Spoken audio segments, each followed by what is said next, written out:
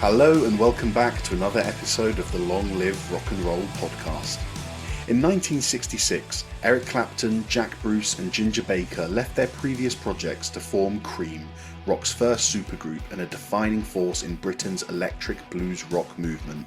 Their debut album, Fresh Cream, was the starting point for this power trio, revolutionising British blues by elevating the electric guitar's role, blending hard rock, psychedelia and jazz, and setting a high standard for blues-inspired musicians seeking their own unique sound. Joining me to discuss this album is my co-host, Mr. Felipe Amarim. How you doing, bro? Doing great, man. And you? Good. Yeah, good. Thank you. Another good week. Yeah. Yeah, it's the same old. Good week. Life Same ticks old. on. Yeah, one of those weeks. Drumming and listening to music and all that stuff. Perfect life. Excellent. Well, let's jump straight in. As usual, guys, you're going to get some... Actually, as usual, we'll do the T's and C's first. If you're listening on Apple, Amazon or Spotify, do us a favour, scroll down, give us 5 stars, write a little comment about the show, because it's going to help us be seen by more people on these podcasting platforms. And if you have nice words to say about us and give us good reviews, then we're going to go higher up the chart and be seen by more people.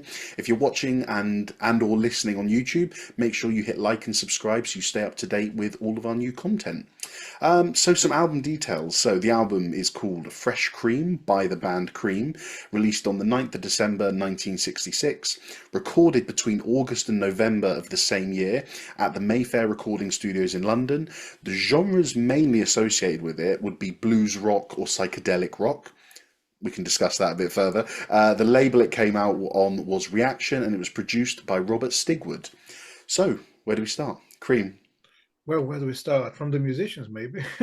Let's do that. Do you know what? Actually, let me just do a quick British blues explosion background. Yeah. So for anyone who's obviously been with us for a while, episode 17 we did on Cream, and we did it as like a band episode, just an overview of their career, what albums hit which spot and why. But now, obviously, we're focusing much more on the first album. So the British blues explosion, there was a blues revival in Britain during the 1960s because we had a popularisation of American blues artists like John Mayall, Alexis Corner, even the Rolling Stones, you know, obviously putting some of that American bluesisms into their music and taking that influence. Because in the 50s, we saw American blues musicians come over to the UK. Do you want to talk a bit about that? Because remember we studied it in uni. Yeah, exactly. Also, yeah. So there was this movement, this idea of bringing the early blues songwriters, singers, guitar players to the UK to perform, isn't it? Yep. And that, I think that was what started the blues movement in the UK. Was that it? Yeah. Is that what it is? Do you think that was exactly when people started to play blues in the UK I think, as a thing? Yeah, I think that's certainly when they were starting to hear more obviously. Because, you know, it's not like nowadays where like you just send someone on WhatsApp, hey, check out this track that was released in Indonesia. You needed the live experience back in the day. Exactly, people were not performing in town, you wouldn't know about them. No, exactly. And, you know, it's not like you would send over to America your vinyl and be like, hey, mate, check out track 3. You know, it's like, it was much more of a, like you said, a live experience, just seeing what bands were like and what they were sounding like. And because of this, you know, this movement provided a massive platform, especially for someone like Eric Clapton, because you have to remember, we'll talk about them in a second, but Clapton came from almost a purely blues background. Yeah. And so, yeah, well, let's talk about Clapton, Clapton actually saw Buddy Guy live, and he said they changed his life. You know, wow, really? He changed his approach to music. And so that was one of the experiences that happened with these blues musicians playing in the UK. Yeah. Well, Clapton was a guitarist for the Yardbirds until about 1965, where he left because he felt they were becoming a bit too commercial. He wanted something a bit more niche, a bit more obscure. He didn't want to just dabble in, you know, pop music or whatever it was. And so then from then, he joined John Mayall's Blues Breakers. Now, there is an album called Blues Breakers with Eric Clapton, and it's actually on our list to do over the next couple of months, so we will get to that one because it's a very important album. It's basically the album where British rock bands, I'm generalizing here, but a British rock band took the blues that we've just been talking about from the 50s and 60s and electrified it and basically showed a new way of how to characterize blues in Britain. Basically, This, played it louder. yeah, louder and with a much harsher guitar tone. Um, Yeah. his guitar playing on this album earned him the nickname God Yes, in he was guitar considered the circles. god of guitar at the Yeah, time. which Yeah, is a rather that was appropriate title, yeah, isn't it? yeah. And quite a, you'd be very proud to have that. Now on to Jack Bruce. Jack Bruce was a classically trained musician, but he had a very strong background in jazz, and I love this because you can hear it throughout his career. These little jazz playings. He was part of a jazz blues fusion group called the Graham Bond Organization, which I believe Ginger Baker was also a part Yes, he of. was part of, yeah. He was as well, And was he? they didn't get along that well, did they? No, they didn't. They were No, not good friends. no. Well, why don't you talk about Ginger Baker? Tell us a bit about his background. So Ginger Baker was clearly into jazz. You can hear in his drumming, and he was into the all the classic like jazz drummers. And I'm not quite sure if he wanted to be like a traditional rock drummer. I don't think he ever wanted to play rock music, as it's supposed to be played or as people were playing at the time. Mm, His approach has a lot of percussion elements to it. So he wouldn't play like percussion instruments, like just bring bongos and congas to the studio, but he would hit the drums as if he's playing that sort of stuff. And I'm sure. I read a lot about him as well. He was into African music as well. So the idea of using the toms and the low drums as well as part of the groove, instead of, because normally a drum beat is bass drum, snare drum, and hi-hat. So it's one cymbal and the lowest and the highest drum in the kit. That's what you do for the drum beat. And he was just using the whole kit to express himself and actually to build the grooves. And the other thing, which is very jazzy about his approach, is he doesn't repeat himself. Very rarely he plays two consecutive bars of the same thing. When you think about pop music and you think about early rock music and even blues, the drummer is normally told to stick to one beat. So you play the same groove throughout the whole yeah, song, keep the with the time. occasional phrase or fill at the end of 12 bars or something like that to like signpost the next section of the song, but you stick to the beat. And he wasn't like that. He refused to be like that. So in jazz music, especially modern jazz, I would say it's very common. It's not a surprise that a drummer wouldn't play the same beat all the time. It's a Yeah. lot of improvisation. But in rock music, I don't think anyone has done to that extent up to that point in time. You mean, bringing the jazz? No, I think I completely agree. Playing drums like that, never sticking to one beat, Yeah, and always doing something different every bar. I think you have John Bonham, Ginger Baker, and Keith Moon as the three drummers for me who actually changed the role of a drummer in a rock band. excellent. Well, I want to talk about John Bonham a bit later. I think you know where I'm going to talk to you about. So there are the three musicians who formed Cream. They were all, so what we're trying to get at with this little intro is that all three of these musicians were as good as, I don't know, is virtuoso too much of a word? They were pretty damn good. No. Not too much of a word. That's a good word. Yeah, that's a great word. Actually, there's a Rolling Stone magazine. I want to get the exact quote. There's an article about them, which they basically say. Hold on, wait. What year was the article? Oh, I think that's recent. Okay, it's not one of the. It's not a late one. Yeah. Crucially, they were the first rock band to feature a virtuoso player on every instrument. So I think that I agree with that statement, because so if Rolling Stone say it, then I'm happy for us to agree with it. Well, yeah. So you have these. I think all the rock critics were talking about the musicians rather than the band, isn't it? Yeah. Anyway, yeah. And so because of this, in mid-1966, Ginger Baker decided that he wanted to form a new band. Now, he approached Clapton. Obviously, as we said, all of these musicians were highly regarded at the time, but Clapton had a little, let's say a term and condition. He was basically like, I want to join this band, but only if we get Jack Bruce in. Now, Jack Bruce had already had conflicts with Ginger Baker, hadn't he, in the lead up to forming Cream? Yeah, they were not good friends. I don't know if it was like musical differences or they just didn't like each other. And I think Ginger Baker didn't want Jack Bruce in the band, but Clapton said, I want him as a bassist and I won't do it without him. So that was it. I think this is fascinating. John, let me just finish. My Yeah. last note is the band's name Cream came from the idea that they were the cream of the crop. They were the three best musicians out there, the cream of the crop, so to speak, and we're going to make a band based on that. Wicked. So that's the background and the context of the band done. Next, we'll move on and talk a bit about the music. But I just want to say first how crazy it is to execute music properly, as you and I know, and as we know from our heroes and the bands we love. There has to be some form of understanding, companionship, camaraderie to execute an album and the music to a fantastic extent. But however, throughout history, we've seen moments like Rumours by Fleetwood Mac, where people were not getting on. And every now and then you have these moments of stardust where people did not like each other, band members did not get on, yet somehow something fantastic comes out from it.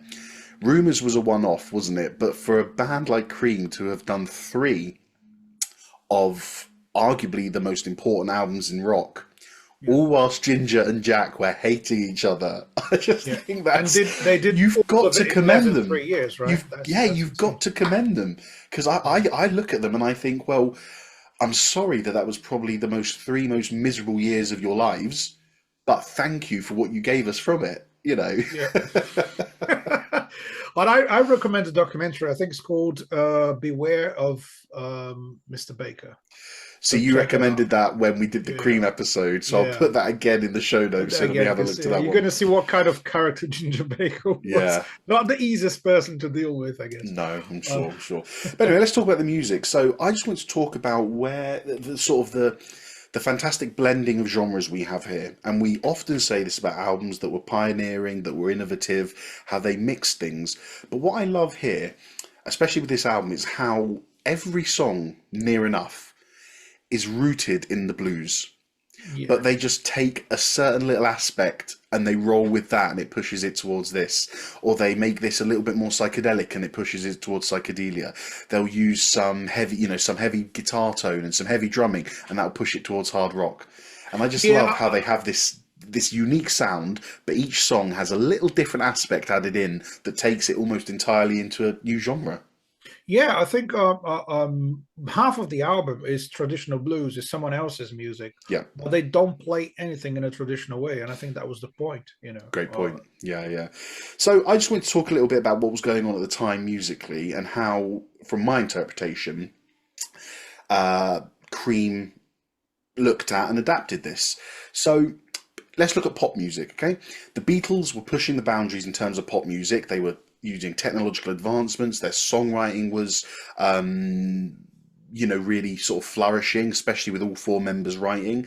Bigger emphasis on the album, a cohesive collection of songs, as opposed to just a bunch of singles. And the songs I hear on Fresh Cream, I hear I Feel Free, Dreaming, and For Until Late.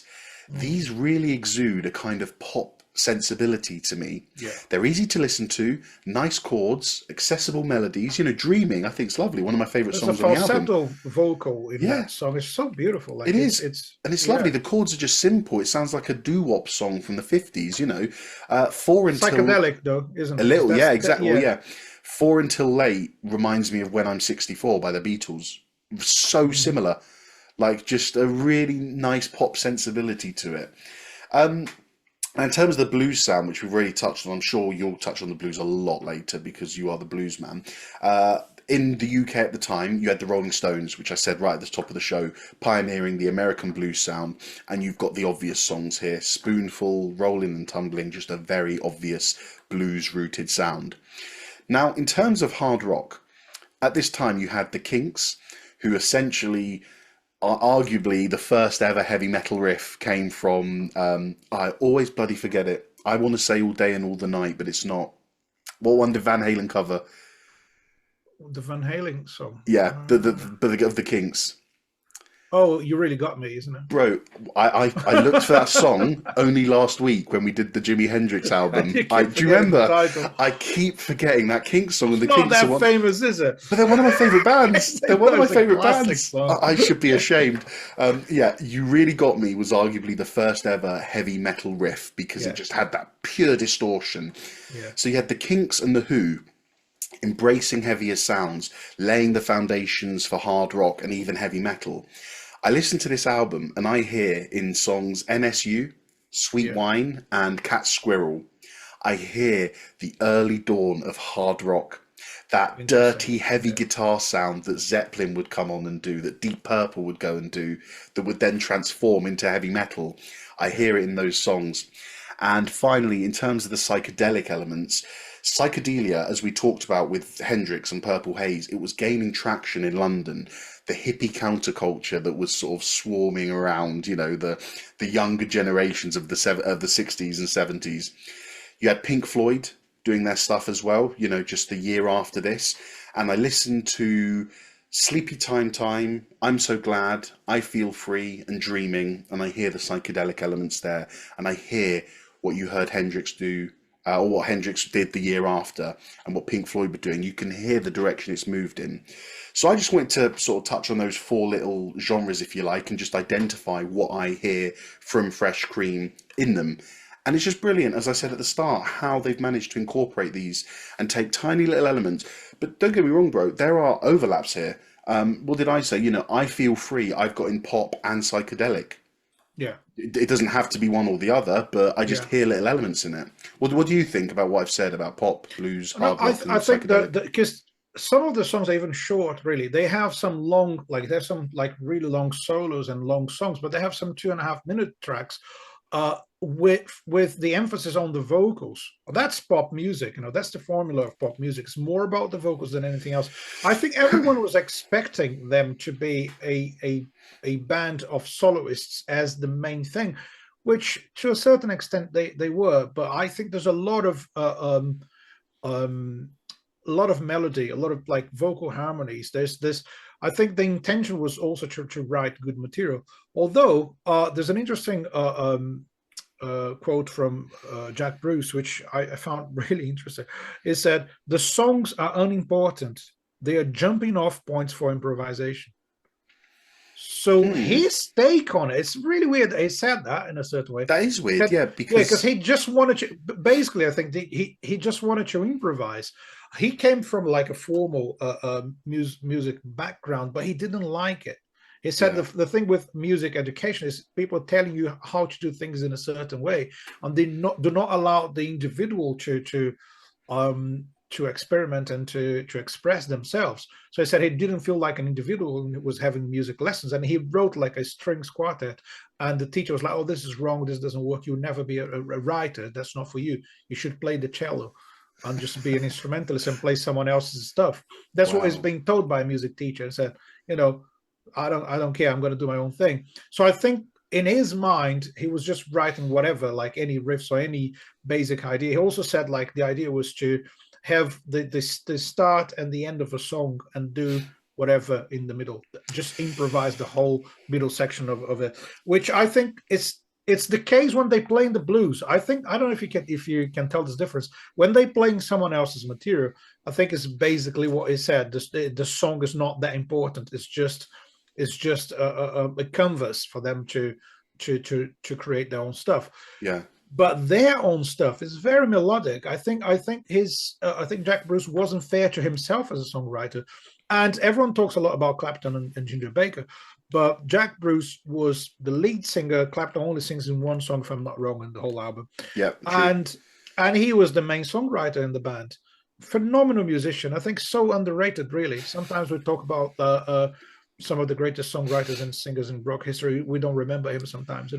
I've got them. Yeah, so Yeah, Jack Bruce basically wrote every song. yeah. Sweet All the Wine, original stuff. Sweet Yeah. Wine was written by Ginger Baker and Jack Bruce's wife, but all Mm. the original stuff, except No, I think it Toad was as Jack well. Bruce, wasn't it? Wasn't it Sweet Wine by I've got by? Sweet Wine being Ginger Baker and Jack Bruce's Mm. wife, Janet All right, Godfrey. cool, Have you Cool. got something different? No. I thought it was Jack Bruce as Okay, well. Just, yeah, okay. but this is a pattern throughout, and as the albums go on, you have a little bit more influence from Clapton and writing from Yeah. Clapton and Ginger Baker. Yeah. But for a debut album, man, and it's really interesting you say that because in a way I disagree.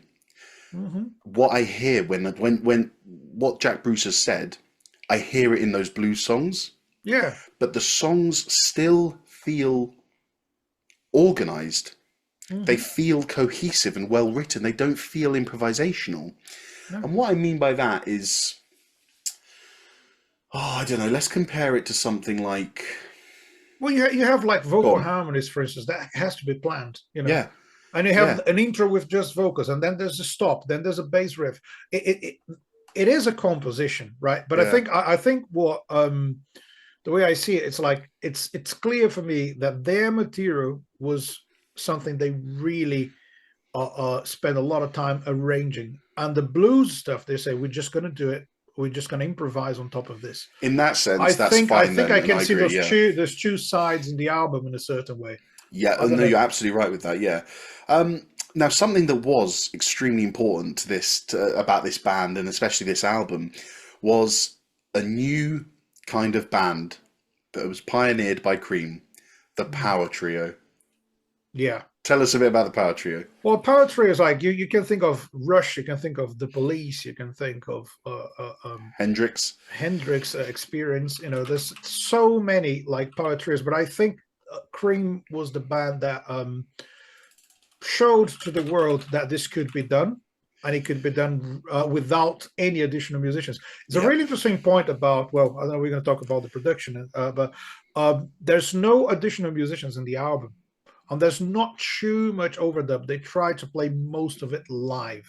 yeah, Due to budget restrictions as well, but because I think they said we can do. So if you're calling yourself the Cream, right? If they calling themselves the best band in town, they're not being really humble about this. It's like yeah, we're the best band in town, so you can't use too much, of extra people or resources that they're going to kind of disguise your sound. You yeah. need to deliver the sound as a three-piece band, and I think It's they it's they almost wanted to prove the point. it's almost the opposite of Steely Dan. Yeah, Steely Dan never said we were the best, but they just wanted to make their music as good as they could, so they brought in shitload of musicians. Whereas Cream, that's a great point you make, where they must have been like, we've identified ourselves as the cream of the crop, yeah, so we're going to do everything on this album, and I think that's a fair point. So yeah, the Power Trio. I mean, what a way! I mean, you and me have played in a Power Trio with yeah. Jack, and it was brilliant. I love it. I think it's such a great format because never have I felt so connected to the music when I play in a Power Trio. Because I think sometimes if you add a keyboard player, it can almost it I can think there's always almost a clash, remove. isn't it? Yeah, when you play with a power trio, you're going for that raw energy, and it suits rock music a lot. As we've seen, Nirvana, Hendrix, Rush, Cream. When you add a keyboard, it almost, I'm going to use the word overproduced, because a keyboard can have a plethora of sounds on it that can give you any sound you want. If you want an organ, you've Yeah, got it. If you want a piano, you've got it. If you want some synth, you've got it.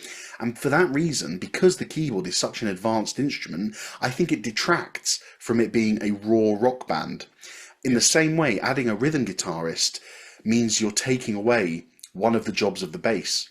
yeah, And you're also taking away one of the jobs of the guitar. And we quoted last week, we commented last week on how, or 2 weeks ago, how seamlessly Hendrix was able to switch between rhythm and lead guitar, and that yeah. really showed his expertise in the instrument. So But when I hear a power trio, and when we played in a power trio, I made sure that my job as the bass player was to give the guitar all the support it needed. And if that meant playing a chord on the bass, if that meant playing a note that wasn't the root note because I wanted to harmonize what the guitar was doing in the root, then I'd do that.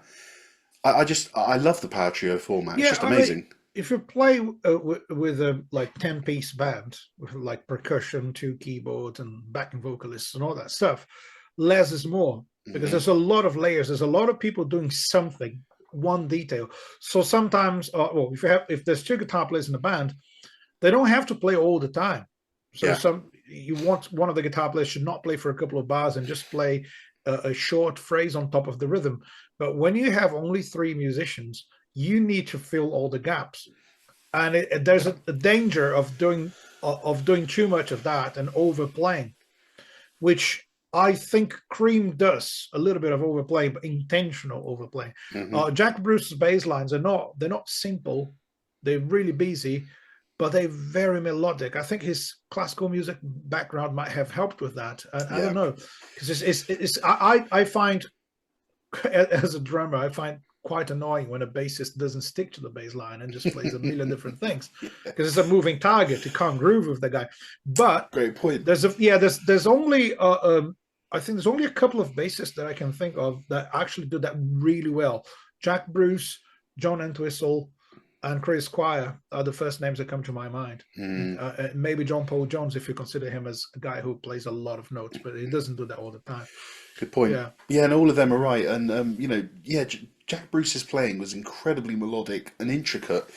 I'd go as far as saying sometimes it was almost like the bass was a second lead instrument at some time, especially if Clapton was doing anything, and I'm not talking just about this album. Lead bass. yeah. But if Clapton was doing anything rhythmic, that kind of gives Jack Bruce. But that's the position of the bass in a power trio. Yeah. If the guitar has to do something rhythmic, like hold a chord or do a rhythm just with chords, the bass then has the free. I'm not actually. I don't want to use that phrase. I was going to say the bass has the freedom. I don't think it's about freedom. I don't think it's about Jack Bruce going, okay, my time to shine. I think it's Jack Bruce going, okay, the guitar is holding down the rhythm here. What's the point of having a guitar, a bass, and a drummer all doing rhythmic? I'm going to go and take the lead now. And whether it's in the form of a high-end bass melody or a little bass line that just counteracts whatever the guitar's doing, I think that's Jack Bruce's responsibility to do that. And I appreciate, from a drummer, how it might get annoying sometimes, but I think 9 times out of 10, he nails it. That's what I'm saying. Like, there's a handful of bassists that can actually do that properly, and I think he got it right throughout the whole album. I think he is my favorite of the 3 of them in this album specifically. I think he is the guy who holds it together, and of course he wrote the songs as well. Yeah. So just to finish off on the music, let's talk a bit about each member. So Clapton, we know obviously what he did from the blues in the years before, but I think what's really impressive in this album is hear him go from his strict traditional blues to playing with hard rock riffs, experimental sounds, psychedelia. I thought it was quite fresh to hear that. Fresh cream. Yeah, fresh cream. Well, the thing is, we normally call rock music when you mixing a lot of stuff, right? And when you mix anything that became before rock, you just call it rock. Exactly. So that would be Clapton's first rock album, right? Because he was changing the way the blues was played, but he was still playing blues, and he was still kind of stuck in that formula and the structure of the blues. Although his guitar playing was completely different than everyone else at the time. His guitar tone was unique, but he was still playing blues music. And this album, he was just doing something else. And we know him as a singer and songwriter as well, but he's not singing much in that band. So basically, he had all that time to focus on the guitar playing. So that was before he became an actual band leader or solo artist. So he's no longer serving the blues. How can I put it? The blues community or the blues movement. When he was playing with the Blues Breakers, like, there's a lot of restriction there. You're not really an active member of the band. You're just playing guitar. He was, getting paid to go there and be the best guitar player he could be. But I don't think he was in charge of any creative decisions. That's a great point. He could do a lot more.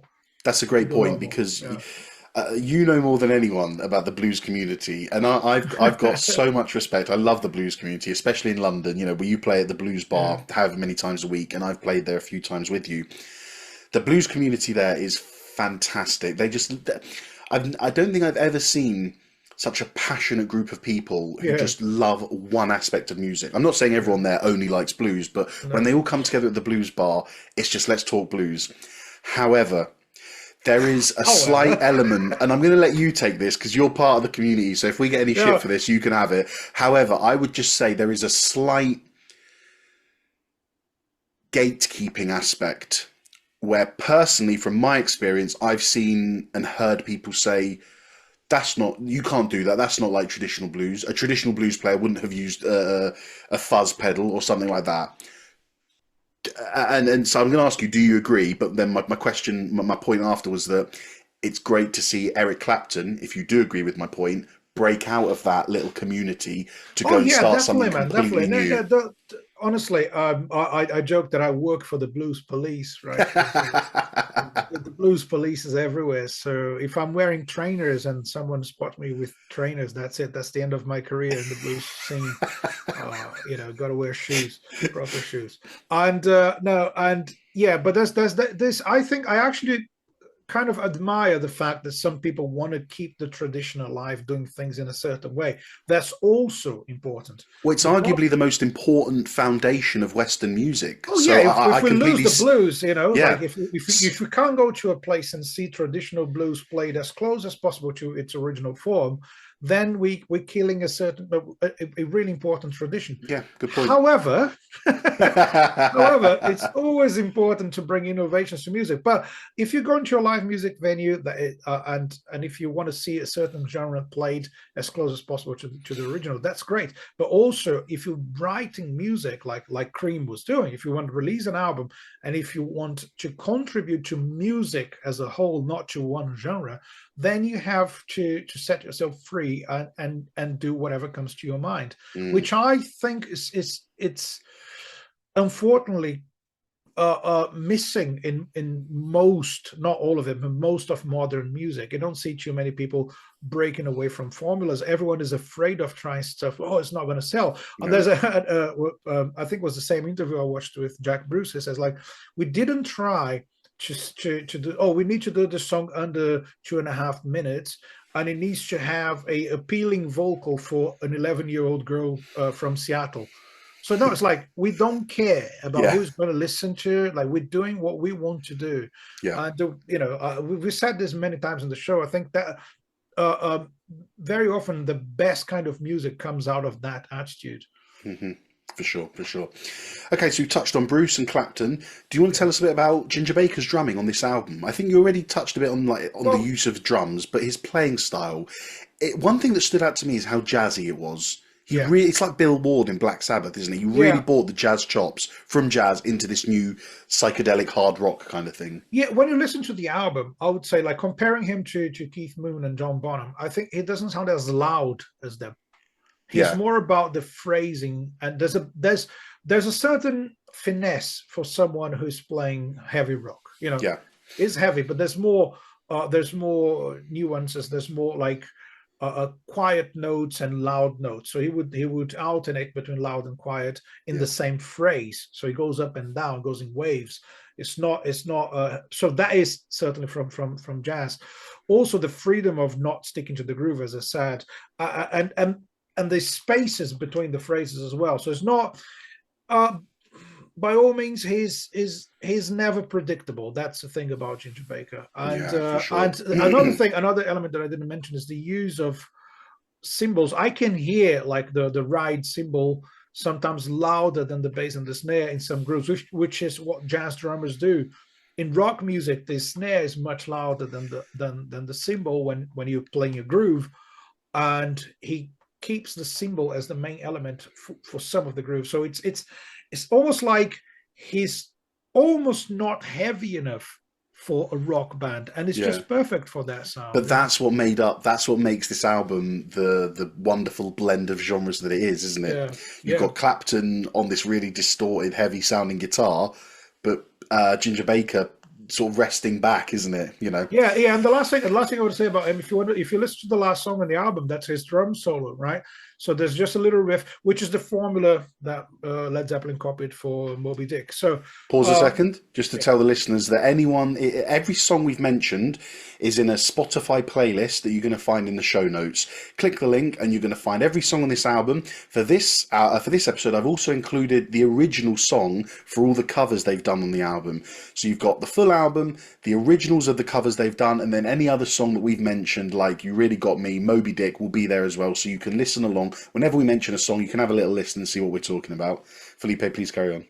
Yeah, so if you listen to his solo in the album, it's interesting because he doesn't give it all on the first few bars. He starts with a rhythm and he builds up. So Yeah, he's playing a rhythm. He gets you into the rhythm, and he's playing on the toms, as I said, the lower drums, the bigger drums, and it is playing on like a melody. So it sounds like is a percussive approach to drums, and then for at sure. the end he plays extremely fast. At the end is when he's like, "Okay, I'm going to show what I can do."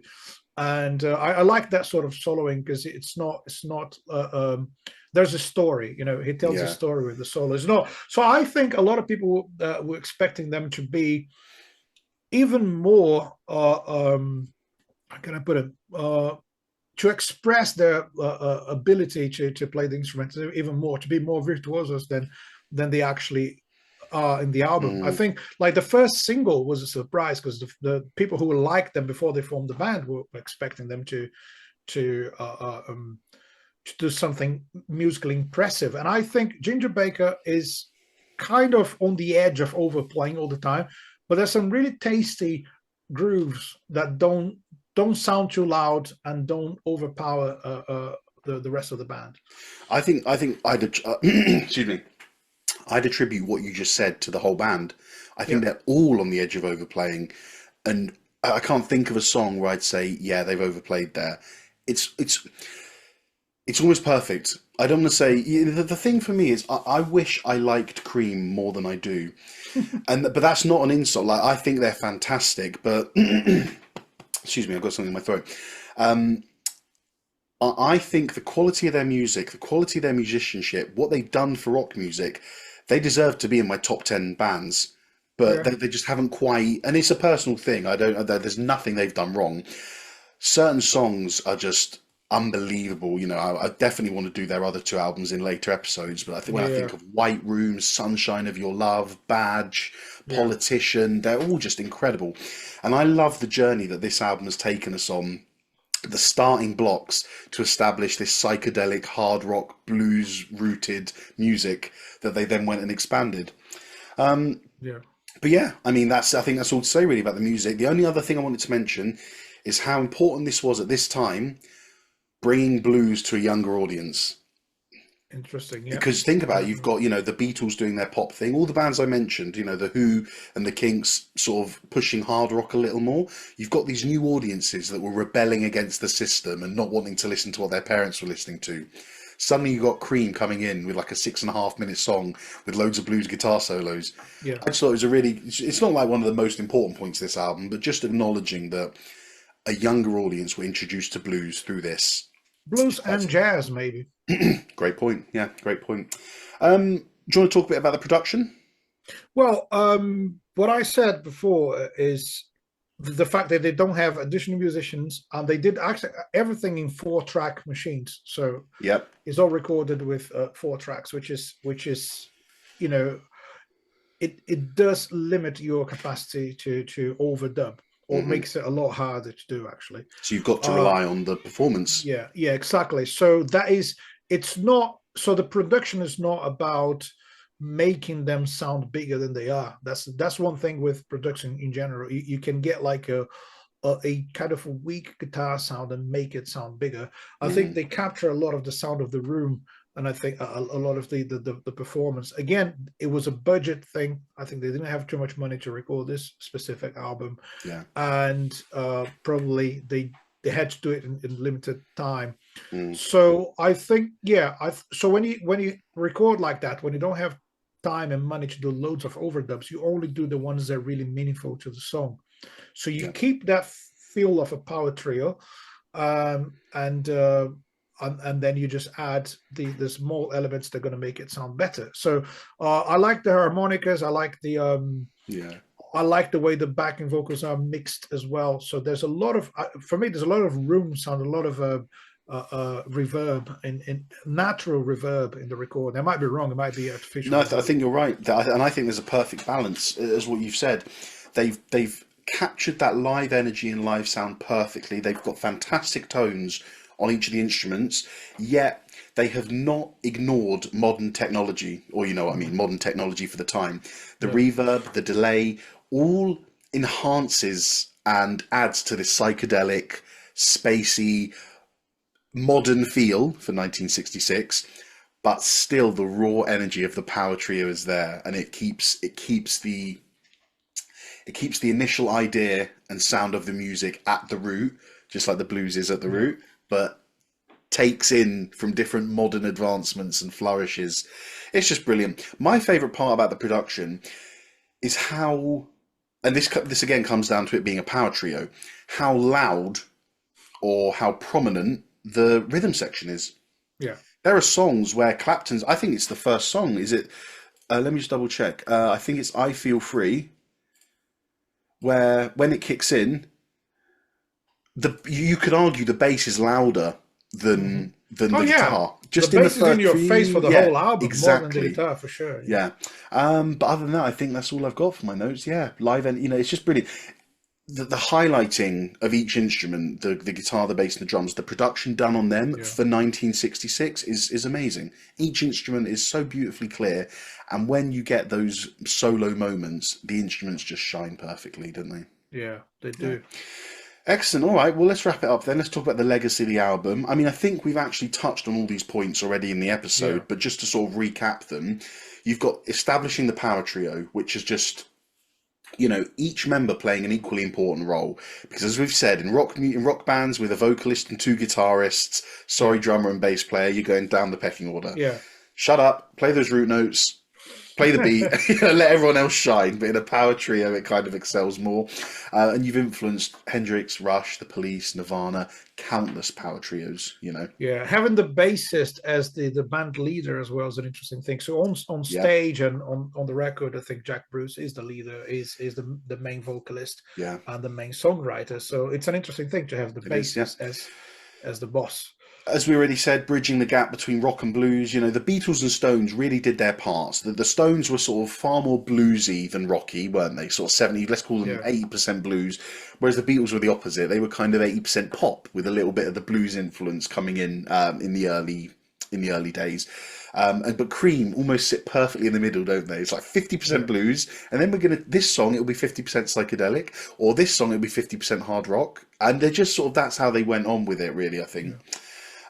Pushing blues into a heavier, rockier, more experimental territory, which as a metal fan, for me, hugely important. We'll get to it when it comes up, but Sunshine of Your Love is arguably one of the first heavy metal riffs, if you like, because Yeah. that Yeah. obviously it's sticking to the blues pentatonic scale, but the tone of the guitar and the bass, that little the flat five note, the do, that really kind of sort of emphasizes the dissonance that heavy metal's known for. The psychedelic influence of merging blues with psychedelia featured later, and obviously went on to influence bands like Jefferson Airplane, The Doors, Pink Floyd. And then my final point for this is how much it did for rock. Yeah. Because at this point, when you think of rock, you think in 1966, I suppose you are still thinking of Beatles, Kinks, Who, Rolling Stones. Yeah. None of those bands, I actually think all of those bands, apart from maybe the songwriting of the Beatles, I don't think any critical musician looked at those bands and thought, now that is art. Do you know what I mean? I look at Rubber Soul. I In look at terms the of album. history, right? Yeah. If you compare music to every single art form, Yeah, and the history of I look art. at Rubber Soul and I think that is a piece of art because they turned what was previously a bunch of singles into a cohesive album. But in terms of having virtuoso musicians in a band, and someone looking and saying, now this is a piece of art, because you have three virtuotistic musicians all coming together and putting what they're best at into songs. Yeah. I feel like this sounds like I'm saying Cream are better and more important than those other bands. But do you see what I'm saying? But all those bands you've mentioned, they're not famous by people's ability to play the instrument. I'm not saying that Exactly. they couldn't play that well. The thing is, they were focused on delivering popular like singles and great albums. So it's like the focus is on the music, Yeah. on the songwriting, on Yeah. the deliver of that. with Cream, it's almost like the focus is on the musicians, Yeah. which is an important shift because it allowed rock music to become much more. So when you can do an album based on someone's ability to play the instrument, so why not? Why not Yeah. do that? It's not. It might not be your favorite kind of art, but when you have someone with that sort of ability, why should they just play the basics? Why should they do what everyone else was doing? So I think part of the legacy of this album is the freedom that rock musicians would have after this, thinking like, well, I can do all these fancy things on guitar, so why not use that in a song? Yeah. Not only on a live performance as well. That's the other thing. So they were bringing to studio elements that you would normally see in a music club in London. You would go out and go to a gig and see a band improvising, but then you buy a record. Is a 2.5 minute single, and it's like, so where is all that musical ability? Where is it? It used to belong to the music clubs, and then it became part of records since this album, I would say. So with Cream, you're saying what you see is what you get. Exactly. What you see live is what you get on the album. Again, on the album, which is really difficult to do, really. That's a great point, yeah. Okay. Yeah. Cool. All right, well, let's wrap up, man. Do you have anything else to say? Any other points you want to mention? One last comment from me is like, Eric Clapton is one of my favorite songwriters, and I love his vocals. I had the chance to see him live in a private like charity gig, and it was one of the best experiences of my life. He still got it, like the vocals, the guitar is phenomenal. And with Cream, he wasn't there yet as a singer and as a songwriter. He was trying to find his voice, trying to find his place in music. He was just a guitar player, right? He was the god of guitar, but he was like basically there to play the guitar.